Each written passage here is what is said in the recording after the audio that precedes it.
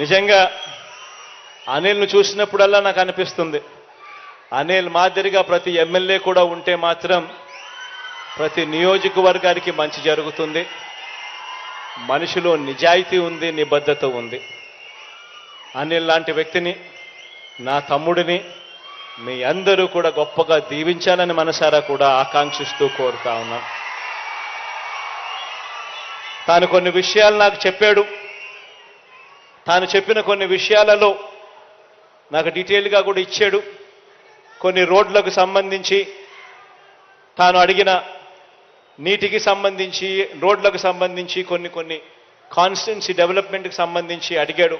ఇవన్నీ కూడా ఖచ్చితంగా తనతో పాటు నేను కూడా కూర్చొని, నేను కూడా అధికారులను పిలిపించి ఇవన్నీ కూడా యుద్ధ ప్రాతిపదికన అడుగులు ముందుకు వేసేట్టుగా చేస్తాను అని కూడా ఈ సందర్భంగా ప్రతి ఒక్కరికి కూడా తెలియజేస్తా ఉన్నాను.